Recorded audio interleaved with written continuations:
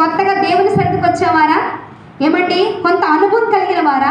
లేదు ప్రియ దేవుని బిడ్డలారా, ఏర్పరచబడిన వారు సైతము కూడా త్రిప్పివేయబడే రోజులు రాబోతా ఉన్నాయి.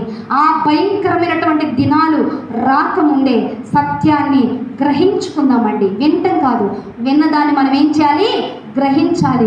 ఒక వ్యక్తి మన జీవితాలను ప్రశ్నించినప్పుడు వెంటనే దేవుని వాక్యాన్ని విన్నది మన హృదయంలో పెట్టుకొని ఆ వాక్యానికి రిప్లై ఇవ్వగలిగినటువంటి శక్తిని మనం పొందుకునే వారిగా ఉండాలి.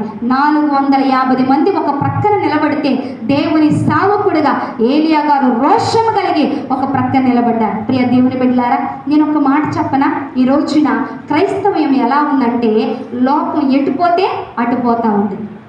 లోకం ఏది చేస్తే అది చేస్తూ ఉంది. మరి దానికి ఎవరైనా ప్రశ్నిస్తే ఏమంటా ఉన్నారు అంటే, లోకం కదండి, అందరు వెళ్ళిన మార్గంలో మనం కూడా వెళ్ళాలి కదా.